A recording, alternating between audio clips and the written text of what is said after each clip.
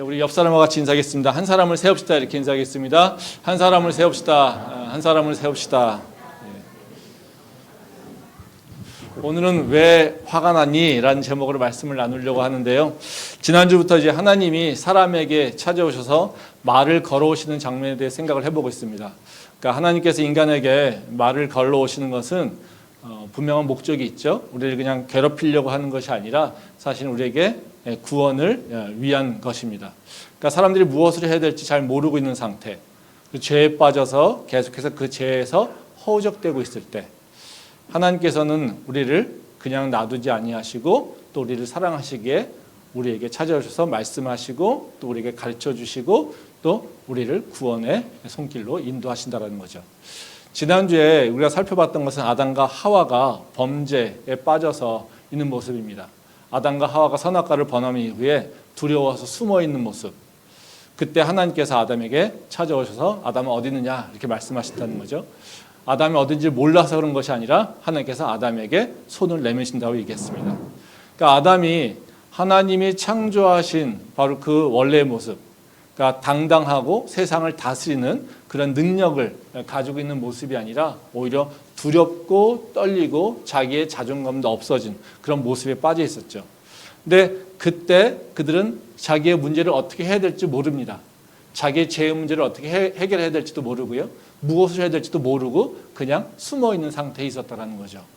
그때 하나님께서는 아담에게 찾아오셔서 그 죄가 뭔지를 알려주시고 또 하나님께서 아담에게 가죽옷을 입혀서 이제 새로운 삶으로 나아가게 하신다라는 겁니다. 그게 이제 지난주에 말씀이었고요. 오늘 성경에서 나오는 말씀, 오늘 나누려고 하는 말씀은 이제 가인과 아벨의 사건입니다.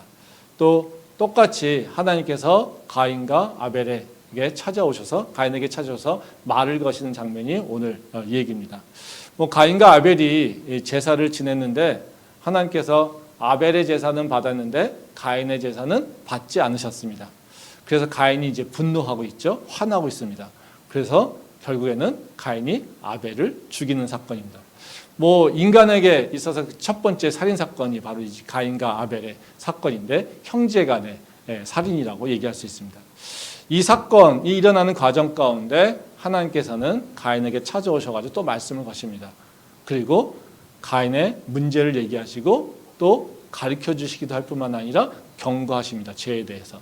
근데 가인은 하나님의 말씀을 듣지 않고 오히려 아벨을 죽이게 되는 그 죄에 빠지게 된다는 겁니다. 이 가인과 아벨의 사건은 매우 유명하기도 하지만요. 사실 되게 단순합니다. 근데 문제는 그 말씀이나 내용은 되게 단순한데 이것을 해석하기는 이렇게 쉽지 않습니다. 그래서 가인과 아벨에 대해 사건을 해석하려고 하는 여러 가지 그 관점으로 시도를 많이 합니다. 가장 많이 보는 것이 이제 예배 관점에 보기도 하고요. 또 어떤 것들은 이제 서로 비교하며 갈등하는 사람들의 모습들, 그러니까 가인과 아벨의 어쨌든 시기 질투 이거에 대해서 초점을 맞춰서 해석하는 경우도 있고요. 또 어떤 경우는 이제 예배의 본질적인 모습, 바로 감사의 모습 관점에서 해석을 하는 경우가 많습니다.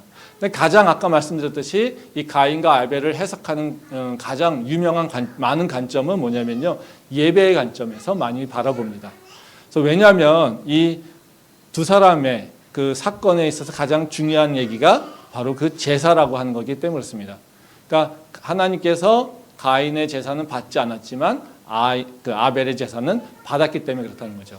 그러니까 제사를 두고서 어떤 사람 거는 용납이 됐고 어떤 것은 용납이 되지 않았기 때문에 바로 이 차이를 두고서 이 제사라고 하는 것에 초점을 맞춰서 해석하는 경우가 많습니다. 그래서 대부분 그 해석의 결론은 뭐냐면요, 바로 우리가 예배를 잘 드려야 된다. 근데 그 예배 잘 드려야 되는 건 어떤 거냐? 피의 제사를 드려야 된다. 이런 얘기를 합니다. 그래서 피의 제사와 십자가를 연결시켜서 해석하는 경우, 그리고 또 그걸 통해서 우리가 드려야 될 것은 희생과 헌신이라고 하는 결론으로 이제 마무리되는 게 일반적인 가인과 아벨의 해설이라고 할 수 있습니다.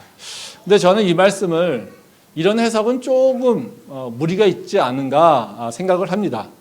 왜냐하면요, 우리가 많이 가인과 아벨에서 피의 제물이라고 하는 것을 강조를 많이 하는데 사실 이 피의 제물이라고 하는 그 근거라고 하는 것은 가인과 아벨에게 적용한다는 것은 무리가 있습니다. 왜냐하면 피의 제사를 드려야 된다, 희생제물을 드려야 된다라고 하는 것은요, 바로 모세의 율법 시절에나 나왔던 원칙이라는 겁니다. 그러니까 가인과 아벨이 있을 때는요, 바로 희생제물을 드려야 된다라고 하는 원칙이 없었습니다. 그런 율법이 없었습니다. 그러니까 희생제물 드려야 된다라고 하는 것은 하나님께서 바로 출애굽한 이후에, 유월절을 경험한 이후에 바로 모세에게 제사의 율법을 주시면서 희생제물을 드리라고 얘기했다는 겁니다. 그러니까 우리가 가인과 아벨은 율법 이전에 일어난 행태인데, 근데 그 가인과 아벨의 행태를 해석하면서 그 뒤에 있었던 법을 가지고 끌고 들어와서 바로 가인이 그 원칙을 깼다, 또는 그 율법을 지키지 않았다라고 해석하는 것은 가인에게는 합당하지 않다라는 거죠. 그러니까 우리가 법을 만들기도 전에 우리가 뭔가 그 법이 이루어지기 전에 어떤 행동을 했는데 나중에 법을 정했다고 그 과거에 잘못됐다라고, 과거에 했었던 일어난 일들을 잘못됐다고 다시 판단하는 것은 그렇게 합리적이지 않다라는 거죠. 그것도 의롭지 않다는 겁니다. 그러니까 하나님께서 법을 주지도 않은, 그 율법을 어떻게 제사를 지내야 된다고 가르쳐 주지도 않은 그 상태에서 가인한테 그 율법을 지키지 않았다라고 판단하는 것은 문제가 있을 수 있다는 것이죠. 그렇기 때문에 이것을 단순하게 피의 제사를 드리지 않았다라고 하는 것 이 자체는 그렇게 합리적으로 논리적으로 해석되지 않는다는 겁니다. 근데 또 이것도 믿음의 실천의 관점에서 봐도요, 이 해석은 이렇게 바른 것은 같지 않습니다. 왜냐하면 피의 제물을 드리지 않았기 때문에 하나님께서 받지 않았다라고 하는 것, 이걸 통해서 우리한테 지금 오는 믿음의 실천적 교훈이 뭐냐는 거죠. 그래서 많은 경우에 피의 제물을 지금은 뭐로 해석하냐면요, 희생 제물로 생각하는 겁니다. 너의 희생과 너의 헌신을 드려야 된다. 그러니까 예배를 하기 위해서 너가 희생해야 되고 너가 헌신해야 돼, 이렇게 해석이 된다라는 거죠. 근데 한번 생각해 보세요. 피의 제물을 드린다라고 하는 것을 어떻게 반드시 우리한테 희생과 헌신으로 연결시킬 수 있냐는 거죠. 문자적으로 해석한다라면 우린 다 뭔가 죽여서 피를 갖고 와야지 되는 것이지, 그걸 단순하게 비유적으로 해석해서 희생과 헌신으로 얘기하는 것 자체는 해석의 그 원칙에 있어서도 서로 위배된다는 겁니다.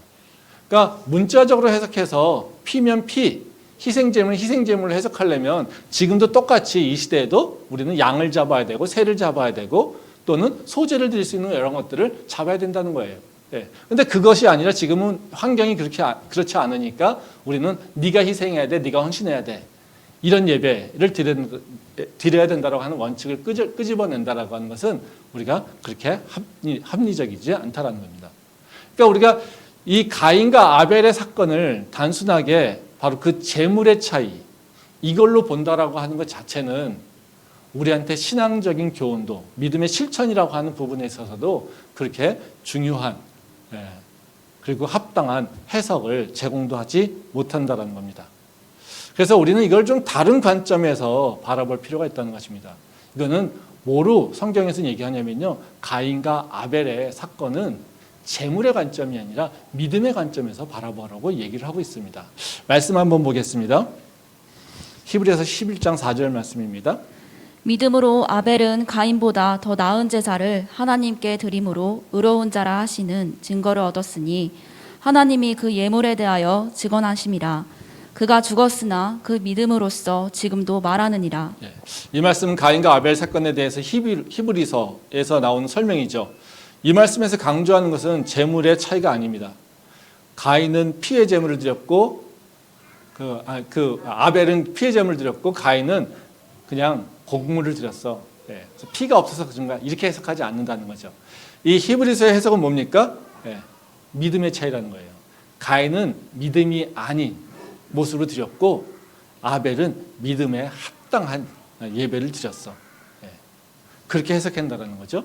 그러니까 우리가 가인과 아벨의 제사를 바로 그 제물의 차이로 봐야 되는 것이 아니라 그가 드렸던 믿음의 모습들. 그러니까 가인이 갖고 있는 믿음의 모습, 그리고 아벨이 갖고 있는 믿음의 모습, 이것의 차이로 바라봐야 되는 것이 합당한 모습이라는 것이죠.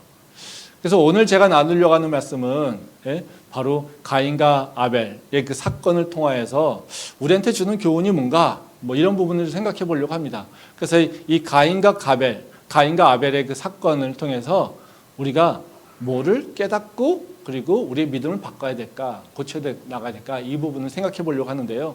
오늘 말씀과 다음 주의 말씀도 계속해서 연결해서 하려고 합니다. 그래서 오늘 제가 드리려고 하는 말씀은 이제 두 가지인데요. 하나는 가인과 아벨을 통해서 제기되고 있는 하나님께서 제기하는 문제가 뭔가, 그 문제의 주제를 한번 생각해 보고요. 그리고 지금 이 시대에 우리가 이 가인과 아벨을 통해서 어떤 믿음의 교훈을 가져야 될 것인가, 그리고 어떤 믿음의 모습으로 나가야 될까, 이 부분에 대해서 한번 생각해 보려고 합니다. 첫 번째로 이제 가인과 아벨의 사건에서 주제를 찾는 것이 되게 중요한데요. 가인과 아벨을 통해서 하나님께서 말씀하시고 있는 주제가 뭘까라는 겁니다. 이걸 찾기가 좀 쉽지 않았습니다. 저도 이거 일주일 내내 그냥 이거 가지고 씨름을 했었는데요. 이 사건이 통해서 하나님께서 우리에게 말씀하시는 것, 하고자 하는 건 뭐냐면요.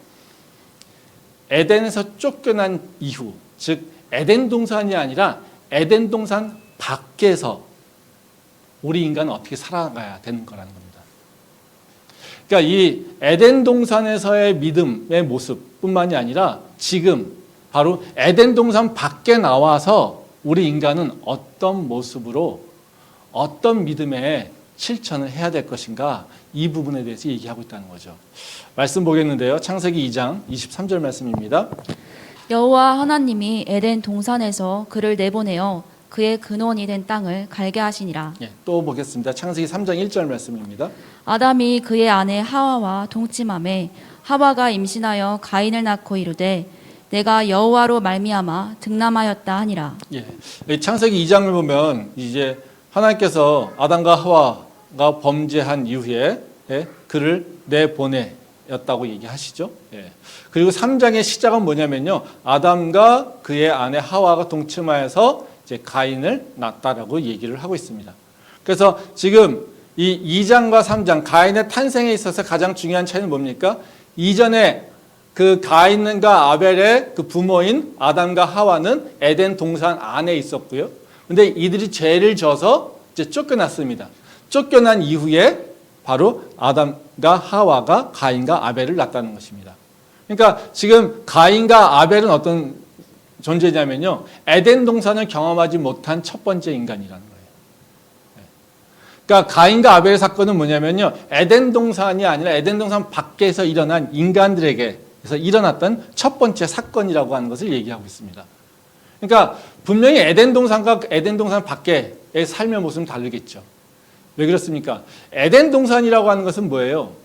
모두가 인간과 자연이 다 하나로 된, 통합되어서 서로 조화를 이루고 있는 세상이에요.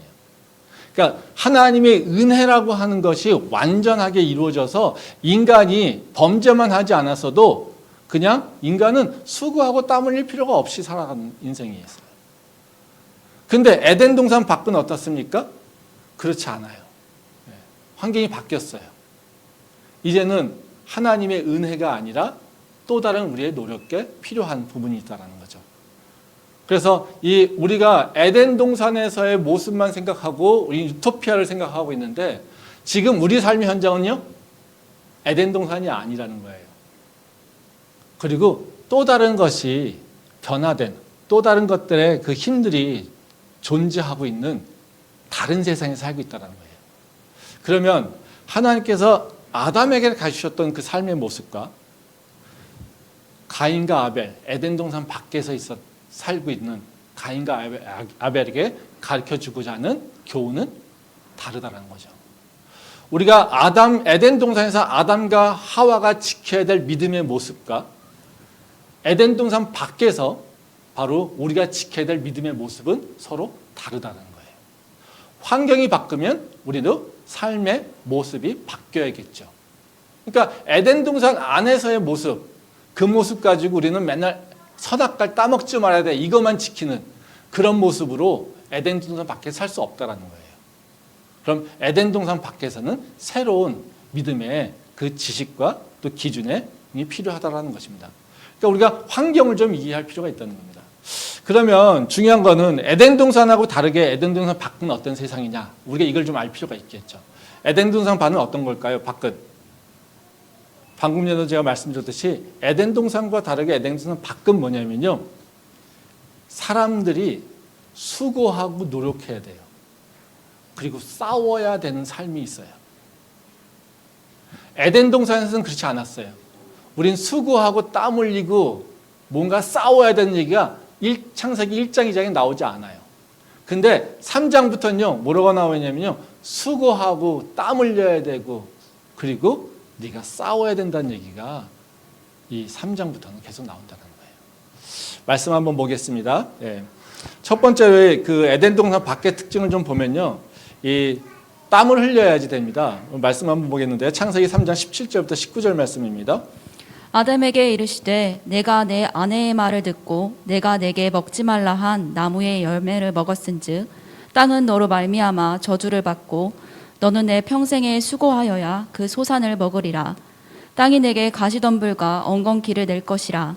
내가 먹을 것은 밭의 채소인즉 내가 흙으로 돌아갈 때까지 얼굴에 땀을 흘려야 먹을 것을 먹으리니 내가 그것에서 취함을 입었음이라. 너는 흙이니 흙으로 돌아갈 것이니라 하시니라. 이 에덴 동산 밖에 그 환경적 특성 하나 뭐냐면요, 인간은 땀을 흘려서 경작을 하고 열매를 맺을 수 있다는 거예요. 그러니까 지금 방금 읽은 말씀은 하나님께서 아담에게 하시는 말씀이죠. 여기 보면 특징이 뭐냐면요, 땅이 가시덤불과 엉겅퀴를 낼 것이다. 이겁니다. 그러니까 사람이 이제 에덴 밖에서 사람이 뭔가 열매를 맺으려면 어떻게 해야 됩니까? 이 가시덤불과 엉겅퀴를 없애야 돼요. 그러니까 말하자면 수고하고 땀 흘리고 이 가시덤불과 엉겅퀴를 이겨내야지 먹을 수 있는 것을 구할 수 있다는 거예요. 인간이 범죄하기 전에 바로 에덴 동산은 어떻습니까? 이런 게 없었어요. 가시덤불과 엉겅퀴 이런 거 없었어요. 그냥 때가 되면 열매가 맺었고요. 때가 되면 먹을 게 있었고요.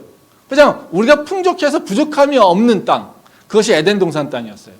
거기에서 아담과 하와가 수고하고 땀 흘리고 뭔가 열매를 맺기 위해서 뭔가 이렇게 노력하고 자연환경과 싸워야 되고 이런 거는 없었다라는 거예요. 근데 죄로 인해서 그 땅은 바뀌었습니다. 가시덤불이 있고 엉겅퀴가 있고 그 가시덤불과 엉겅퀴를 다 없애야지 열매를 맺을 수 있는 땅으로 바뀌었다는 거예요. 그러니까 이게 무슨 얘기냐면요, 에덴 동산 밖으로 온 인간은 뭐가 필요하냐면 노력해야 된다는 거예요. 수고하고 땀 흘려야 된다는 거예요. 그래야지 내가 먹을 것을 수확할 수 있다 이거예요. 이게 바로 하나의 특성입니다.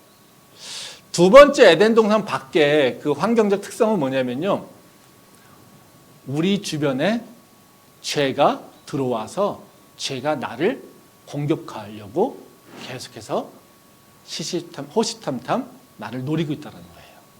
말씀 보겠습니다. 창세기 3장 14절과 15절 말씀입니다. 여호와 하나님이 뱀에게 이르시되 네가 이렇게 하였으니 네가 모든 가축과 들의 모든 짐승보다 더욱 저주를 받아 배로 다니고 살아있는 동안 흙을 먹을지니라. 내가 너로 여자와 원수가 되게 하고 내 후손도 여자의 후손과 원수가 되게 하리니 여자의 후손은 내 머리를 상하게 할 것이요 너는 그의 발꿈치를 상하게 할 것이니라 하시고. 이 말씀은 이제 뱀에 대해서 하나님께서 저주하는 모습이죠. 이제 뱀이 아담과 하와를 유혹해서 범죄하게 된 걸로 말미암아서 이제 하나님께서 뱀을 이제 저주하면서 징벌하십니다. 그러니까 뱀에 대한 그 저주의 내용은 두 가지입니다. 하나는 배로 기어다니게 될 것이다 라고 하는 거고요. 또 다른 하나는요, 사람의 발꿈치를 상하게 하는 존재가 될 것이다. 그러니까 바닥에 기어서요. 그러니까 이거는 어떤 존재예요? 이제 이 뱀, 사탄이라고 하는 존재가요, 이 땅바닥에 딱 우리 밑에 있어서 우리를 넘어뜨리려고, 우리를 상하게 하려고요. 우리도 모르게 상하게 하려고 우리 발꿈치를 물려고 하는 존재가 돼버렸다는 거죠. 그러니까 우리가 걸어갈 때마다 항상 뭐가 있던 거예요? 우리 걸어가는 발걸음에는 어떻게 해요? 뱀이 우리의 발꿈치를 상하게 하려고 계속해서 숨어 있다는 거예요. 이 말씀이 가인과 아벨의 사건에서도 동일하게 나옵니다. 말씀 한번 보겠는데요. 창세기 4장 7절 말씀입니다. 네가 선을 행하면 어찌 낯을 들지 못하겠느냐. 선을 행하지 아니하면 죄가 문에 엎드려 있느니라. 죄가 너를 원하나 너는 죄를 다스릴지니라. 하나님께서 이제 가인에게 찾아오셔서 이제 경고하시는 말씀입니다. 거기 보면 뭐라고 얘기하냐면요. 죄가 문에 엎드려 있다. 이렇게 얘기해요. 그렇죠? 이게 보면은 뭡니까? 뱀이 어디 있었어요? 발꿈치 밑에 엎드려 있는 거죠. 예? 근데 이걸 다른 말로 표현하면 뭐가 됐어요? 지금 죄가 네 문 앞에 엎드려 있어서 너를 침범하려고 지금 계속해서 호시탐탐 노리고 있다는 거예요. 그러니까 에덴 동산에서는요 이런 게 없었죠. 계속해서 뭔가 죄의 유혹을 받아야 된다라고 하는 걸 하나님께서 아담에게 경고하지 않았어요. 근데 지금 상태는 어떤 상태예요? 죄가 우리를 넘어뜨리려고, 우리를 상하게 하려고 우리 발 밑에서 계속 우리를 노려보고 있다는 거예요. 이게 에덴 동산 밖의 모습이라는 거예요. 마지막으로 하나의 특성이 더 있는데요. 말씀 한번 보겠는데요. 창세기 3장 15절 말씀입니다. 내가 너로 여자와 원수가 되게 하고 내 후손도 여자의 후손과 원수가 되게 하리니 여자의 후손은 내 머리를 상하게 할 것이요 너는 그의 발꿈치를 상하게 할 것이니라 하시고.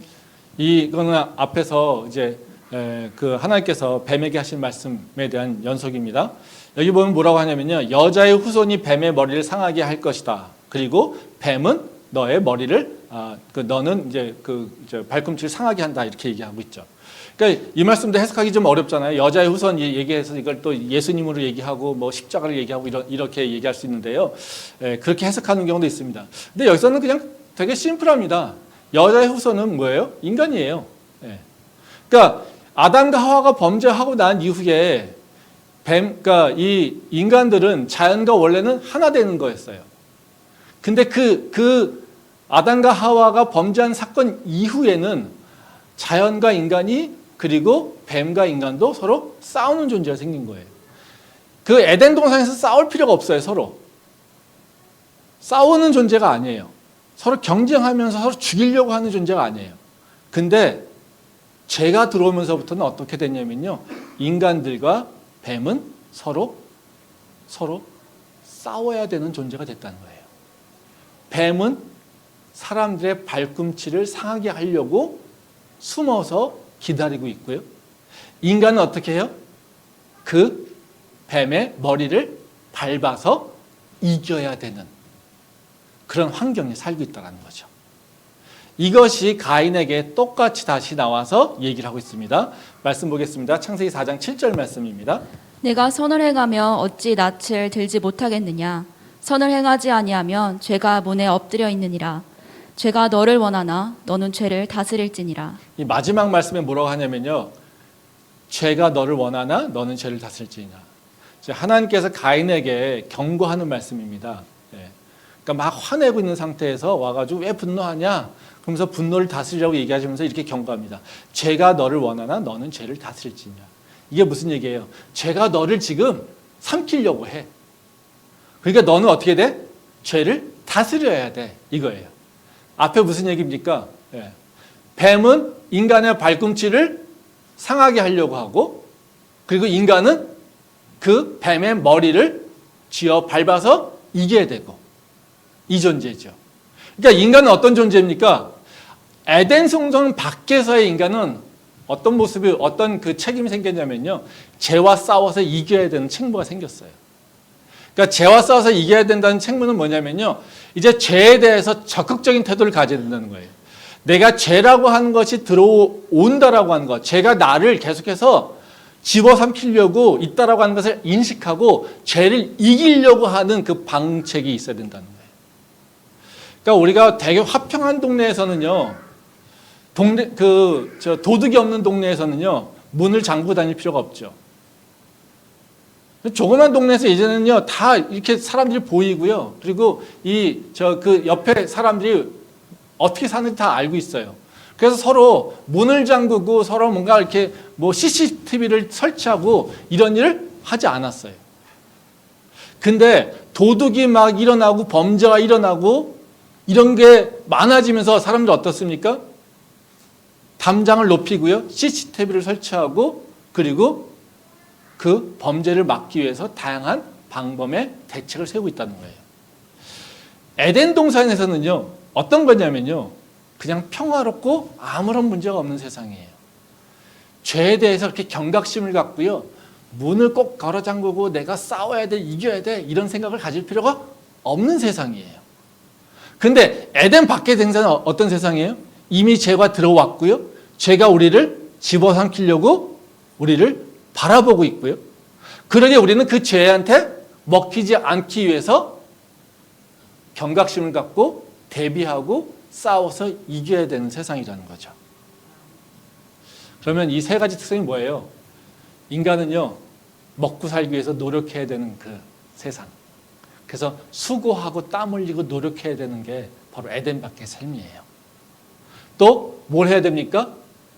죄에 대해서 싸우고 이겨내야 되는 책무가 생긴 거예요.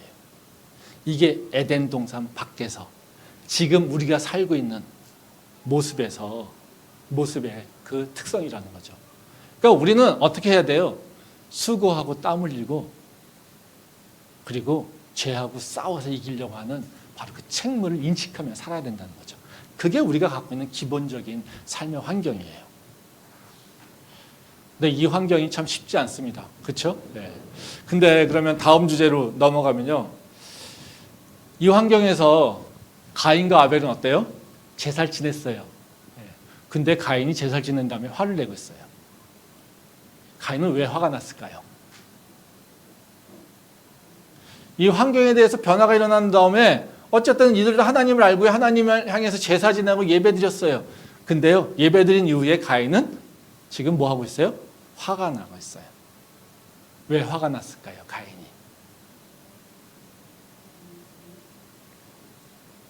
성경 말씀에 보면요, 잘 나와 있지 않아요. 근데 여기 보면요, 가인은 왜 화가 났냐면 바로 그 하나님께서 자기의 노력을 인정하지 않기 때문에 그렇다는 거예요. 그리고 하나님은요, 가인에게 바로 새로운 환경 속에서 살아야 되는 새로운 방법을 가르쳐주기 위해서 오셔서 말씀하고 있다는 거죠. 말씀 한번 보도록 하겠습니다. 창세기 4장 2절부터 5절 말씀입니다. 그가 또 가인의 아우 아벨을 낳았는데 아벨은 양치는 자였고 가인은 농사하는 자였더라.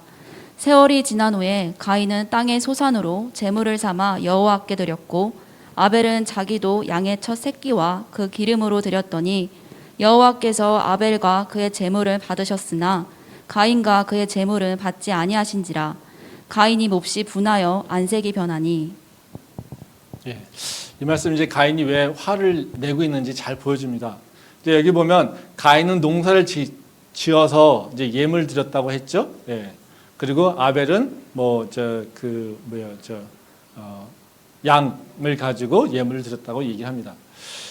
이 사실만 보고서는요, 사실은 이렇게 가인이 왜 화가 나는지 잘 이해가 되지 않아요. 예물 잘 드렸고, 그리고 제사 잘 드렸어.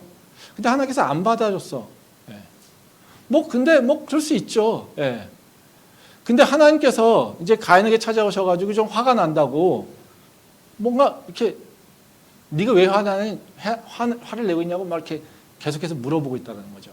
이거는 무슨 얘기냐면요, 하나님께서 가인한테 뭔가 문제 제기를 하고 있는 거거든요. 예. 야, 너 예배 드렸어. 그래, 제물 잘 드렸어. 근데 내가 안 받는다고 네가 화내도 되니? 사실 근데 이걸로 보면요, 가인의 입장에서는 사실 화낼 수 있지 않아요? 그렇지 않습니까? 네. 가인의 입장에서는 화를 낼 수 있어요. 왜 그래요? 에덴 동산 밖에 환경을 생각해 보면요, 가인은 화나는 게 당연해요. 지금 가인이 드린 제물은 뭡니까? 농사 지어서 낸 수확한 예물을 드렸어요. 이 가인이 농사 지어서 예물 드렸다는 것은요, 어떤 의미겠어요? 앞에 우리 말씀을 보게 되면 가인이 살고 있는 땅은 어떤 땅이에요? 가시덤불과 엉겅퀴가 나는 땅이에요. 지금 가인이 드린 제물은 뭡니까? 가시덤불과 엉겅퀴를 다 갈아엎은 거예요, 땅을. 그리고요, 진짜 아마 고생 엄청 하지 않았겠습니까? 예. 거기서 수고하고 땀 흘려가지고 가시덤불 엉겅퀴 다 없앤 다음에 수확한 거예요. 그러니까 어떻게 했어요? 너무 고생스러웠겠죠. 그걸 가지고 드린 거예요. 근데 그걸 안 받고 거절당했다는 거예요. 이걸 좀 이해가 안 되면요, 그런 거예요. 우리가 오늘 예배 드리면서 헌금 드렸습니다. 저 헌금 내놓고 왔어요. 근데 우리가 돈이 많아서 헌금 냅니까? 그렇지 않죠. 네?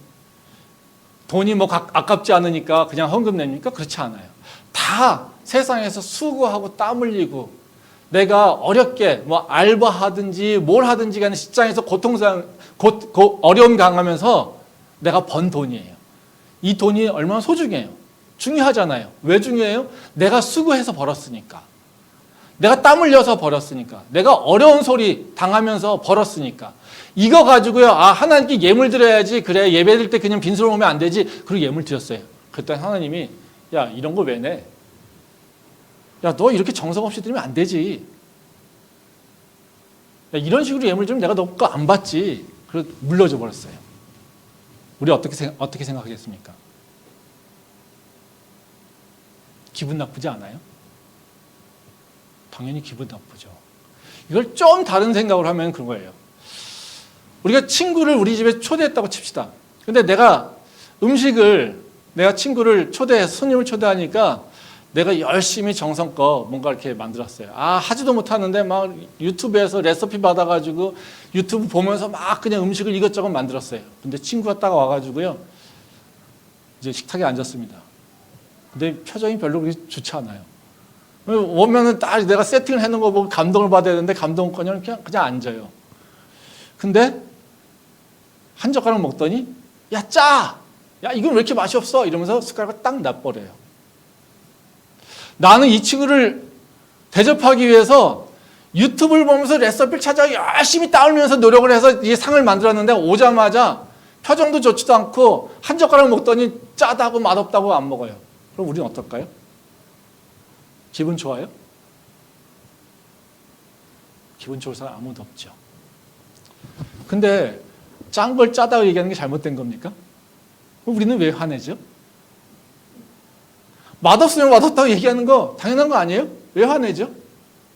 하나님이 우리가 정성껏 드린 재물, 야, 너 정성 없어. 그리고서 너 정성은 내가 보기에는 그렇게 합당하지 않아. 반려했어요. 하나님 그럴 수 있는 거 아니에요? 그거 가지고 우리가 왜 화내죠? 왜냐면요, 우리는 그걸 위해서 수고했기 때문에 그래요. 노력했기 때문에 그래요.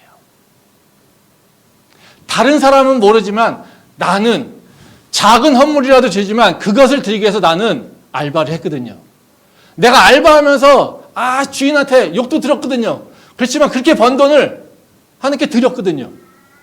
내 직장에서 땀 흘리면서 내가 이런 거 사고 싶었는데 그런데 그거 참고서 하나님께 예물 드렸거든요. 근데 우린 예물 드리면서 뭘 생각합니까?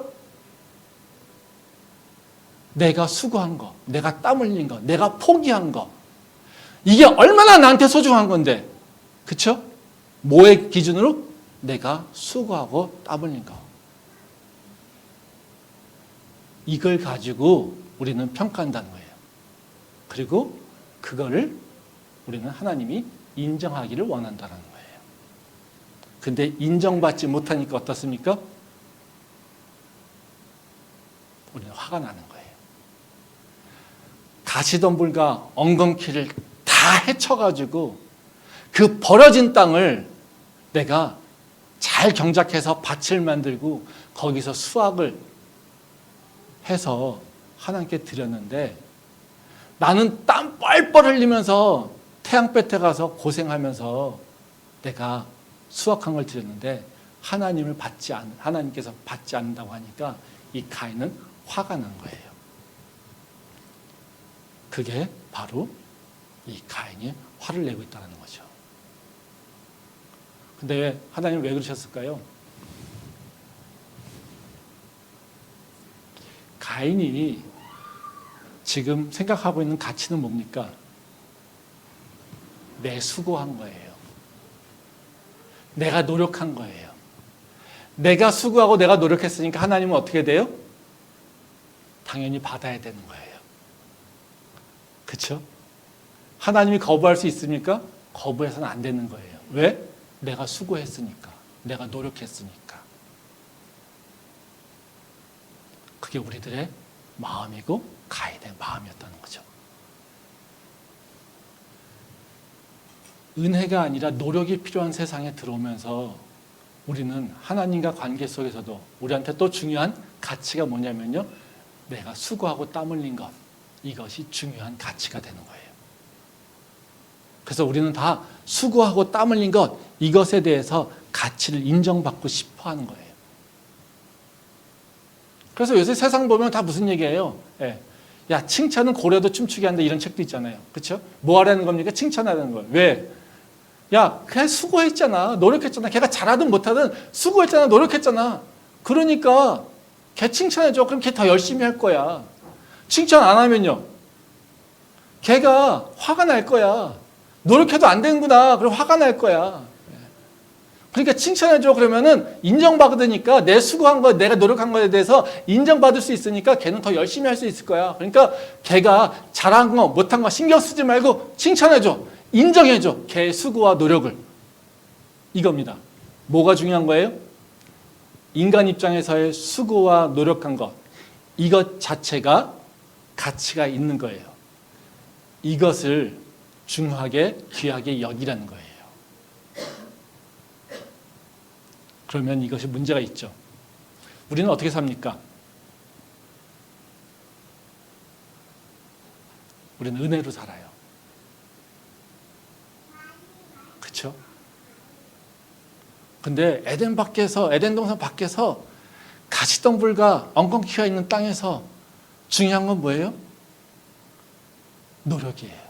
수고하는 거예요. 땀 흘리는 거예요. 그러면 우리는 은혜로 사는데 수고하고 노력하는 것도 되게 중요한데 어떤 게 더 중요한가요? 이게 같이 이렇게 혼합될 수 있어요? 같이 공존할 수 있어요? 은혜와 노력이라는 게 공존돼요? 은혜는 뭡니까? 우리 아무 수고하지 않았어요. 아무도 열심히 노력하지 않았어요. 근데 뭐예요? 하늘에서 우리한테 선물이 떨어졌어요. 그렇죠? 우리는 아무런 노력도 하지 않았어요. 우리는 죄를 이기기 위해서 또는 죄를 사함받기 위해서 아무 짓도 안 했어요. 근데 예수님께서 하늘에서 내려오셔가지고 우리를 위해서 십자가를 죽으시고 그의 희생으로 우리가 살았어요. 그게 은혜래요. 그러니까 너 수고하지 않고 너 노력하지 않아도 그냥 하나님께서 너한테 축복을 주셔. 생명을 주셔. 그러니까 그거 받아. 우린 그래서 하늘 바라보면서 입 벌려놓고 은혜 받기를 원하며 사는 게 크리스찬이라고 그래요. 근데 어떻게 해요? 세상은요 또 수고하고 노력하고 땀 흘려야 먹을 걸 얻을 수 있어요. 그래서 크리스찬들이 맨날 경험하는 게 뭡니까? 은혜라고 하는 것. 이 가치. 또 수고하고 땀 흘려야 하는 가치. 그래서 이 두 개가 어떻게 해요? 맨날 혼동돼요. 그래서 우리가 타협하잖아요. 뭘로 타협합니까? 하나님이 할 일이 있고 인간 니네가 할 일이 있어. 그렇죠? 네. 하나님이 할 일이 있고 인간 니네가 할 일이 있으니까 니네가 할 일은 니네가 해야 돼. 그래서 수고하고 노력하지 않으면 하나님께서 너한테 선물 안 주셔. 네.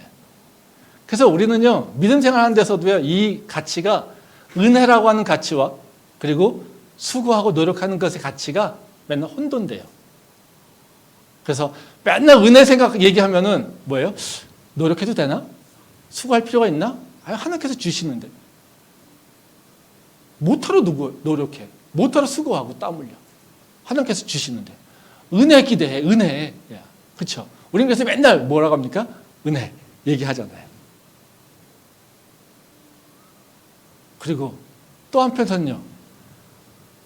은혜를 믿고 있지만 마음 한편 불안해. 수고하고 노력해야지 땀 흘릴 텐데. 그래야지 뭔가 얻을 수 있을 것 같은데. 이게 계속해서 왔다 갔다 혼돈 가운데 있다는 거죠. 지금 가인이 갖고 있는, 분노하고 있는 게 뭐냐면요. 은혜라고 하는 것과 내 수고한 것 사이에서 가인이 혼란을 겪고 있는 거예요. 하나님께서 가인에게 찾아오셔서 왜 화내고 있니라고 물어보는 이유는 뭐냐면요. 그래, 네가 은혜와 노력이라고 하는 그 가치, 이 사이에서 은혜를 잊어버렸지. 너 노력만 생각하고 있지. 네가 재물 드릴 때 네가 수고한 거, 네가 노력한 거, 네가 땀 흘린 거, 네가 가시덤불과 엉겅퀴를 다 없애면서 고생하고 수고한 거, 이것만 생각하고 있지. 근데 너는 그 수고로 사는 게 아니다. 너는 결국은 은혜로 사는 거야. 이 얘기를 하고 있는 거예요. 근데 가인은 뭐라고 합니까? 하나님 아니죠. 내가 재물 드릴 때요, 얼마나 수고했는지, 얼마나 노력했는지 아세요? 나는요, 내가 수고한 거, 내가 노력한 거 하나님이 인정하길 원해요. 그래서 지금 화를 내고 있는 거예요. 근데 우리 신앙생활 가운데서도요, 사실 이게 굉장히 큽니다. 한번 생각해 보세요. 우리 신앙 가운데 가장 어려운 일이 뭡니까? 기도도 하지 않았고요. 내가 예배도 제대로 안 드렸어요. 근데 어쩌다 한번 예배에 참석해서 기도 한번 했어요. 그랬더니 그것이 기도가 응답됐어요. 그러면 우리는 신앙생활에 문제가 없어요. 감사하죠. 근데요, 내가 열심히 공부했어요. 내가 열심히 기도했어요. 예를 들어서 내가 뭔가 시험해 보겠다고, 취업하겠다고 뭔가 목표를 가지고 열심히 기도했어요. 열심히 공부도 했어요. 근데 떨어졌어요. 그럼 우리는요? 화나죠. 우리는 어떻게 합니까? 하나님 없죠. 왜요? 내가 열심히 기도도 하고 내가 열심히 수고해서 노력도 공부도 열심히 했는데 나한테 떨어진 게 없어. 그렇죠? 그럼 하나님 어디 있어요? 없죠. 내가 기도 왜 했어? 내가 왜 수고했어? 우리는 방법이 없어요. 교회 안에서도 왜 불만을 갖습니까? 누가 교회 안에서 시험을 당할까요? 교회에 관심도 없고요. 그냥 아무 생각도 없이 왔다 갔다 예배만 하고 있는 사람은요. 교회가 어떻든 관심도 없고요. 교회 때문에 실족하지도 않아요. 성도 때문에 실족하지도 않아요. 어떤 사람이 실족합니까? 내가 열심히 교회를 위해서 헌신했어요. 내가 봉사했어요. 내가 생각하는 이상으로 내가 할 수 있는 것 이상으로 뭔가 노력했어요. 교회를 위해서 공동체를 위해서 노력했어요. 근데요. 공동체에서 그걸 인정해 주지 않아요. 아, 목사님이 칭찬 안 해줘. 목사님이 뭔가 이렇게 잘했다고 얘기하지 않아요. 예. 그럼 어때요? 우리는 시험에 빠져요. 내가 수고해도 아무도 나한테 인정해 주지 않네. 아, 내가 열심히 노력했는데도 아무도 나한테 칭찬하지 않네. 우리는 그런 마음이 들죠. 사실 저는 제가 이제 그 목회하면서도 가장 어려운 게 뭐냐면 이 칭찬하는 부분이에요. 그냥 별로 중요하지 않은 거는 칭찬합니다. 예. 근데요, 가끔 공동체랑 이게 가장 어려운 부분이 뭐냐면요, 목회할 때 되게 개인적으로 수고를 열심히 해요. 근데 그걸 제가 알아요. 근데 그 방향성이 이제 공동체랑 가는 방향성하고 맞지 않아요. 근데 엿다 대고 막 칭찬해주면 어떨까요? 이분은 잘하는 거라고 좋은 거라고 막 계속 그 일을 열심히 할 거 아니겠어요? 근데 그러면 그 길로 계속 가면 어때요? 공동체적 관점에서는 그렇게 별로 그렇게 좋은 것 같지 않아요. 그러니까 할 수 없어요. 그렇다고 그거를 못한다고 얘기하기도 그렇죠. 그래서 많은 경우에 저는 그냥 혼자 지치도록 놔둡니다. 이게 방법이 없어요. 걷다 대고 내가 혼내서 잘못했다고 얘기하면은 그런 싸움 나잖아요. 그래서 하나님께서 그냥 어떻게 해주시겠지 이런 마음으로 사실 기도하면서 뭔가 하는 게 저밖에 제 방법이. 근데 이때 가장 힘들어요. 사실은. 그 성도는 어때요? 내가 공동체를 열심히 노력하고 있어. 그러면 뭘 기대해야겠어요? 인정받는 걸 기대해요. 칭찬받는 걸 기대해요. 근데 공동체에서는 다 그걸 원하지 않아. 그럼 어떻게 해요? 공동체에서는 안쓰럽고 노력하는 거 알지만요. 그걸 막 칭찬할 수가 없어. 그러면 어떤 모습이에요?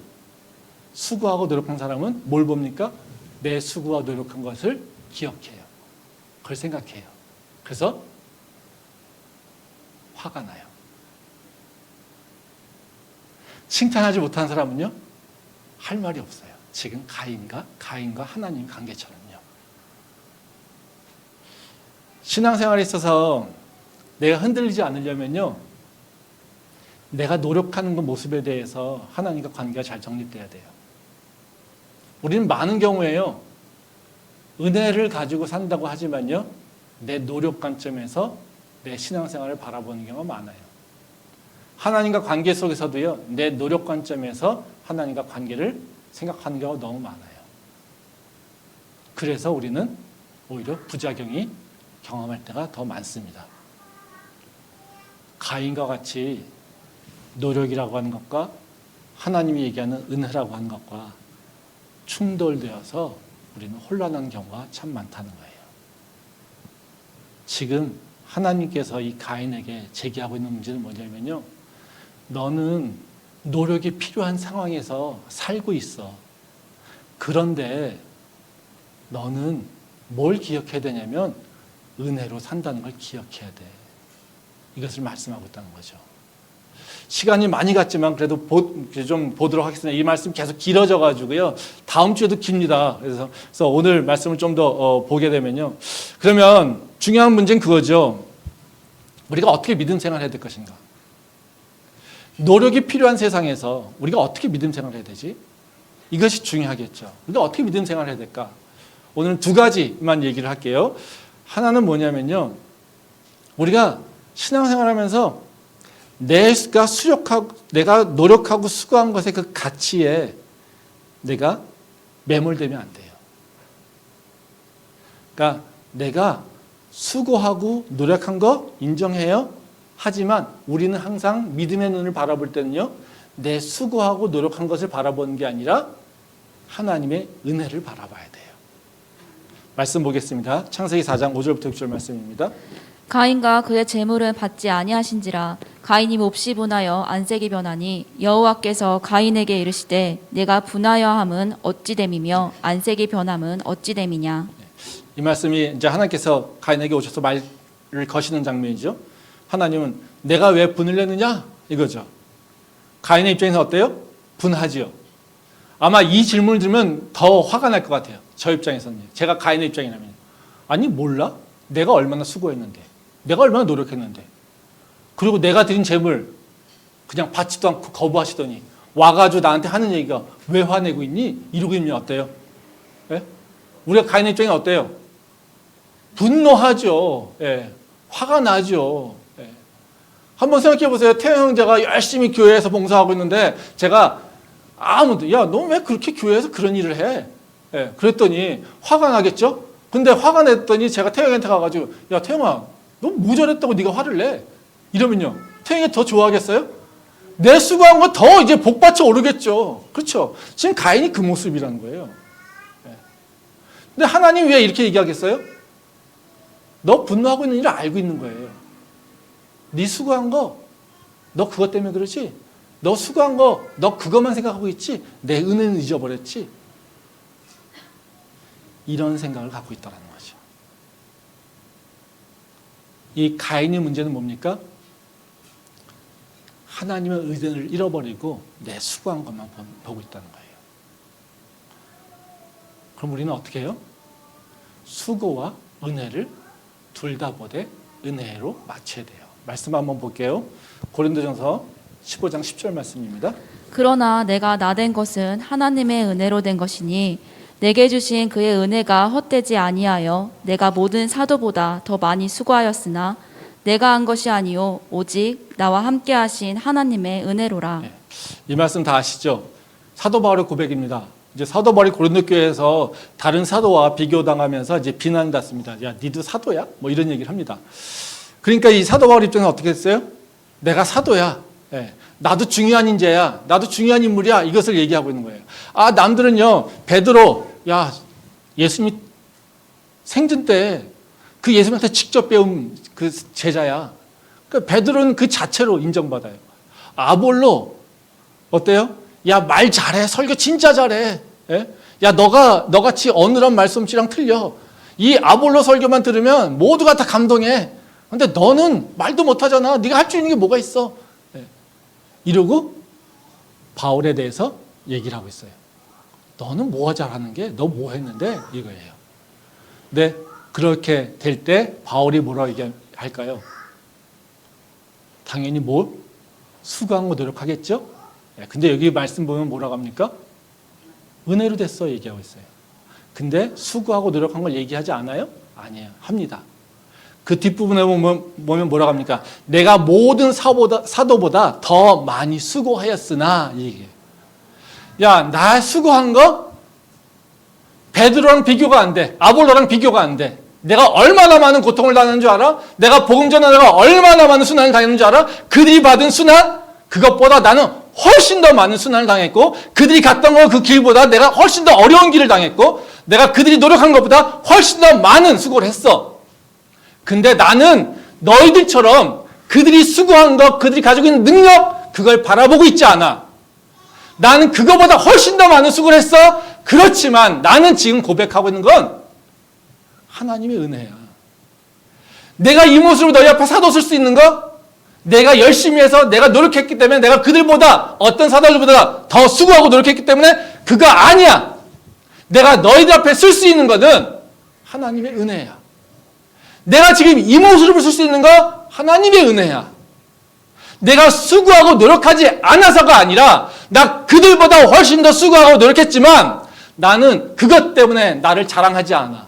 내가 수고한 것 때문에 나는 자랑하지 않아. 내가 수고한 것 때문에 내가 하나님한테 자랑하지 않아. 내가 수고한 것 때문에 내가 너희들한테 떳떳하다고 얘기하지 않아. 나는 너희들 앞에 쓸 수 있는 이유는 하나님의 은혜를 내가 고백하고 있기 때문에 그래. 이 얘기를 하고 있다는 거예요. 믿는 자는요, 수고하고 노력합니다. 근데요, 그 수고와 노력한 것에 매몰되지 않아요. 내가 수고하고 내가 노력하고 내가 열심히 했다고 그것만큼 하나님에게 똑같이 보응받고자 내가 원하는 대로 보응받지 않으면 하나님 없어요라고 얘기하는 존재가 아니라는 거예요. 오히려 나는 수고하고 노력하는 것은 내가 당연히 해야 될 일인 거고요. 내가 지금 고백하고 있는 것은 나의 나된 것은 하나님의 은혜입니다. 지금 내 모습은요, 내 수고의 결과가 아니라요, 하나님의 은혜예요. 이것을 고백하는 게 바로 믿는 자의 모습이라는 거죠. 세상에서는 노력한 것이 굉장히 중요한 가치입니다. 근데요, 우리가 살아가는 방법은요, 수고하고 노력한 가치로 나를 평가하는 게 아니에요. 나는요, 하나님의 은혜로 되어 있다는 거죠. 그러기에 내 모습이 내가 어떤 모습인지 간에 바로 그 모습 자체를 하나님께 감사할 수 있는 게 믿음이라는 거예요. 우리가 그 은혜를 고백하는 우리 모두 될 수 있기를 소망합니다. 그러면 또 하나 매몰될 뿐만 아니라요, 우리가 해야 될 일이 있어요. 그러면 우리가 노력이라고 하는 것, 이것을 인정하면서 우리가 어떻게 살아가야 될까? 이거를 깨달을 필요가 있는데요. 우리가 이 노력이 필요한 상황 가운데 은혜를 고백하며 살 수 있는 방법은 뭐냐면요, 결과를 바라보지 말고요, 과정에 더 초점을 맞추고 살아야 되는 거예요. 그러니까 삶에서 내가 어떤 성과를 이뤘어라고 하는 것에 더 관심 갖지 말고요, 나는 지금 어느 길을 가고 있어라고 하는 그 과정에 더 초점을 맞춰 있어야 된다는 거죠. 말씀 보겠습니다. 창세기 16장 9절 말씀입니다. 잠언서입니다. 잠언서 16장 9절 말씀이요. 사람이 마음으로 자기의 길을 계획할지라도 그의 걸음을 인도하시는 이는 여호와시니라. 예, 이 말씀은 이제 우리 삶에 대해서 하나님이 결정권에 대한 얘기를 하고 있는 거죠. 우리가 잘 알고 있는 말씀이에요. 우리가 아무리 계획하고 우리가 아무리 마음으로 이제 뭔가 계획하는 일이 있어도 그 결과는 누가 한다는 겁니까? 하나님께서 결정하신다는 거예요. 이 말씀을 보면 나의 삶의 결론 누가 결정합니까? 내가 열심히 계획하고 내가 열심히 노력한 것, 이거에 따라서 결정되는 것이 아니라 하나님께서 결정한다는 거예요. 이런 얘기 들으면 우리는 어떤 생각이 듭니까? 아무것도 할 게 없지 않습니까? 그렇죠? 그래서 우리는 이 말씀 보고요. 이 말씀을 어떨 때 인용합니까? 그렇게 대단하게 중요하게 생각하지 마. 그냥 너 결과는 결정돼 있어. 하나님께서 결정할 거야. 네가 뭘 하든지 간에. 그러니까 지금 너 뭐 이렇게 아둥바둥 살지 마. 이럴 때 이 말씀 참 많이 인용합니다. 근데 이 말씀은 하나님께서 너의 삶을 결정하니까 너는 그렇게 열심히 살지 마. 이런 얘기가 아니에요. 이것을 의미하고 있지 않아요. 오히려 이 잠언서 16장 1절 말씀에 뭐라고 나오면요. 마음의 경영은 사람에게 있다. 이렇게 얘기하고 있어요. 다시 말하면 무슨 얘기냐면요. 우리 인간은 뭐가 더 중요하냐면 결정되는 건 하나님이 결정하니까 너는 뭐에 관심 가져야 되냐면 너의 마음을 잘 경영해야 돼. 이거예요. 너의 마음과 생각을 잘 지켜야 돼. 이것을 얘기하고 있다는 거죠. 그래서 다시 말하면 우리는요. 이 말씀을 보면서 결론이 딱 정해져 있어. 그러니까 결론은 신경 쓰지 마. 그냥 가. 이것으로 생각하는데요. 그 얘기가 아니라 오히려요. 하나님께서 과정을 중요하게 여긴다는 것을 너가 기억해라는 거예요. 근데 이게 참 문제가 뭐냐면요. 지금 우리 이 말씀을 해석하는 방식이 우리 삶에 있어서 우리가 갖고 있는 육체의 모습입니다. 한번 생각해 보세요. 최종 결론이 내 노력에 따라 결정되지 않아 라고 한다면 우리는 어떻게 삽니까? 한번 생각해 보세요. 네가 어떻게 공부를 하든지 간에 네가 시험 보면 무조건 100점이야. 학생들은 어떻게 할까요? 공부할까요? 말까요? 공부하지 않죠.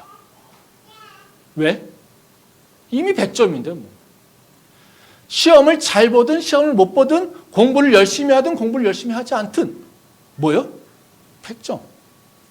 근데 내가 열심히 노력할 이유가 뭐가 있어? 네, 이런 거죠. 우리는 뭐에 관심 있어요? 항상 본능적으로 뭐? 마지막 결론에 관심 있어요. 그게 우리 본능이에요. 왜 그럴까요? 우리 본능은 어떤 겁니까? 내가 무엇을 먹고 무엇을 마시고 무엇을 누릴 수 있는 것인가? 이것에 관심이 있어요. 그렇죠? 네. 그러면 우리가 노력하고 있는 과정이 내가 결론이 없죠. 그러니까 나한테 뭐가 먹을 것이 결정되어 있지 않아요. 그렇죠? 내 입에 들어가는 게 결정되지 않아요. 그러니까 우리는 항상 뭐에 관심이 있냐면 내가 무엇을 먹을까에 관심이 있으니까 내가 어떻게 해요?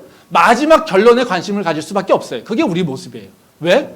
내 입에 들어가는 거 그리고 내가 입는 것, 내가 누릴 수 있는 것 이것들에 관심이 있으니까 우리는 항상 관심이 어디예요? 과정이 아니라 마지막 끝에 열매에 관심이 있게 된다는 거죠. 그러니까 우리가 믿음 생활하면서도 뭐에 관심이 있어요? 항상 마지막 결론에 관심이 있어요. 근데 그것이 본능인데 그것이 육체의 본질인데 마지막 것이 내 노력에 따라 결정되는 게 아니라 하나님이 주시는 거야. 그러니까 우리는 어떻게 해요? 과정 별로 중요하지 않아요. 뭐만요? 하나님께서 결정하시면 돼요. 그렇죠? 그러니까 내가 노력할 이유가 없다라는 거예요. 이게 인간의 육체에 따라 살 때 일어나는 문제예요. 근데 이렇게 살면요. 절대로 하나님을 만날 수가 없어요. 과정을 바라보지 않고요. 결과만 바라보는 그 머리의 구조를 가지고는요. 하나님의 은혜와 하나님의 역사하심을 그리고 하나님께서 나를 인도하시는 것을 경험할 수가 없어요. 성경에 보면요. 다 그런 사람들은요. 다 실패했습니다. 말씀 보겠습니다. 창세기 4장 4절부터 5절 말씀입니다. 아벨은 자기도 양의 첫 새끼와 그 기름으로 드렸더니 여호와께서 아벨과 그의 제물은 받으셨으나 가인과 그의 제물은 받지 아니하신지라. 가인이 몹시 분하여 안색이 변하니 여호와께서 가인에게 이르시되 네가 분하여 함은 어찌 됨이며 안색이 변함은 어찌 됨이냐. 네가 선을 행하면 어찌 낯을 들지 못하겠느냐. 선을 행하지 아니하면 죄가 문에 엎드려 있느니라. 죄가 너를 원하나 너는 죄를 다스릴지니라. 가인이 그의 아우 아벨에게 말하고 그들이 들에 있을 때에 가인이 그의 아우 아벨을 쳐 죽이니라. 예, 생각해 보세요. 이 말씀은 이 가인이 왜 아벨을 죽이게 되는 것인지 잘 얘기하고 있는 거죠. 오늘 읽은 가인과 아벨 사건에서 보면요, 놀라운 건 뭐냐면요, 아벨에 대한 설명이 없다는 거예요. 우리는 아벨에 대한 믿음이 되게 좋고 얘기하잖아요. 근데 여기 보면요, 아벨에 대한 얘기는 없어요. 오로지 뭐만 있어요? 가인에 대한 얘기밖에 없어요. 가인에 대한 행동만 묘사하고 있고요, 아벨에 대해서는 설명하고 있지 않아요. 아벨에 대해서는 뭘 얘기하세요? 아벨의 제사만 받았어, 이거예요. 가인과 아벨이 어떤 노력을 했고 이런 얘기를 하고 있지 않아요. 이렇기 때문에 서로 어떻게 해요? 우리가 중요한 건요, 가인이 노력하고 가인이 아벨이 노력한 것, 이런 것들에 대한 얘기는 없으니까 뭐만 봅니까? 결과. 가인의 제사는 받아들여지지 않았고 아벨의 제사는 받아들여졌어. 이것만 본다는 거예요. 즉 가인이 보는 건 뭐예요? 네. 아벨은 인정받았는데 가인은 인정받지 못했다라는 거예요. 가인이 바라보는 건 뭡니까? 내가 얼마나 수고하고 아벨이 얼마나 수고하고 이런 것들은 관심이 없어요. 뭐? 받아들여서 받아들이지 않았어. 이 두 개만 선택한다는 거예요. 가인이 본 건 뭐예요? 아벨 저놈 건 받아들였어. 내 건 거부당했어, 이거예요. 그러니까 지금 가인이 화난 건 뭐예요? 내게 거부당하고 근데 저놈 건 받아들였어, 이거예요. 뭐만? 결과가 다르다라는 것 때문에 지금 가인은 화를 내고 있는 거예요. 가인은 뭐만 봅니까? 과정이 아니라 결과만 보게 된다는 거죠. 이 결과만 봤을 때 우리가 어떤 생각을 하죠요? 결과가 나의 삶의 모든 거예요. 내 자존감, 내 정체성, 내가 기쁨, 만족, 이것이 다 뭐? 결과에 따라 결정돼요. 가인이 아벨을 죽인 이유는요, 아벨이 미워서가 아니에요. 그렇지 않습니까? 생각해 보세요. 가인이 평소에 아벨을 좋아했을까요? 싫어했을까요? 평소에 사이가 나빴을까요? 성경엔 그런 얘기 없어요. 그러니까 지금 가인이 아벨을 죽인 이유는요, 내 것보다 제게 낫다라는 거예요. 나도 노력했고요, 아벨도 노력했어요. 근데 내가 수고한 거, 노력한 것의 결과보다 아벨께 더 좋았다는 거예요. 그러니까 이 결과만 보게 되면요, 사람들은 뭐만 하게 됩니까? 항상 비교하고요, 시기하고 질투하는 모습밖에 되지 않아요. 그러다 보니까 어떻게 해요? 다른 사람을 미워할 수밖에 없는 거예요. 그리고 가인은 그것 때문에 나보다 더 잘난 결과를 낸 놈은 없어져야 된다는 거예요. 그러니까 아벨을 죽이게 되는 거예요. 그러니 하나님께서 말씀하시는 것이 네가 지금 왜 화가 나고 있는지 얘기해도 듣지 않아요. 너희 집 앞에, 바로 집 문 앞에 죄가 엎드려서 너를 삼키려고 해. 그러니까 너는 그 죄를 이겨야 돼 라고 하는 그 하나님께서 교훈하신 것도 들리지 않아요. 그래서 어떻게 해요? 아벨을 죽이게 된다는 거예요. 하나님이 말씀하셔도 가인은 뭐에 빠져 있습니까? 결과. 아벨의 결과, 그 제사는 받아들였고 내 건 거부당했어. 이것 때문에 아벨을 죽인다는 거예요. 말씀 한번 마무리하도록 하겠습니다. 누가복음 23장 39절부터 43절 말씀입니다. 달린 행악자 중 하나는 비방하여 이르되 네가 그리스도가 아니냐 너와 우리를 구원하라 하되 하나는 그 사람을 꾸짖어 이르되 네가 동일한 정죄를 받고서도 하나님을 두려워하지 아니하느냐 우리는 우리가 행한 일에 상당한 보응을 받은 것이니 이에 당연하거니와 이 사람이 행한 것은 옳지 않은 것이 없느니라 하고 이르되 예수여 당신의 나라에 임하실 때에 나를 기억하소서 하니 예수께서 이르시되 내가 진실로 내게 이르노니 오늘 네가 나와 함께 낙원에 있으리라 하시니라. 이 말씀은 예수님이 십자가 달려 죽으실 때 양옆에 두 강도가 있었다는 것을 얘기하고 있죠. 네, 이 두 강도 중에 한 강도는 구원을 받았고요, 한 강도는 구원을 받지 못했습니다. 왜 그랬는지는 잘 이해가 되지 않죠. 근데 이 두 강도의 차이가 있어요. 네. 근데 한 강도는 어떻게 했습니까? 결과를 보고 생각했어요. 한 강도가 뭐라고 합니까? 예수님한테 그렇게 합니다. 당신이 예수면, 당신이 메시아면, 당신이 구원자면, 당신이 하나님의 아들이면 너도 구원하고 우리도 구원해. 그럼 십자가에서 내려오게 해. 이거예요. 유대인들도 들어가면서 얘기하는 거 그렇습니다. 유대인들이 예수님을 매달려 죽게 하면서요. 너가 하나님의 아들이라며, 그러니까 너도 구원해봐. 네가 구원자라며, 너를 구원해봐. 십자가에 달려서 죽지 말고 너가 구원해봐. 이거예요. 이걸 얘기하고 있어요. 야, 너 십자가에서 니도 구원 못하는데 무슨 우리를 구원해? 이걸 얘기하는 게 유대인들이었고 지금 강도 하나예요. 근데 이 강도 옆에 또 다른 강도는 뭐라고 합니까? 야, 네가 그런 말 하면 안 되지.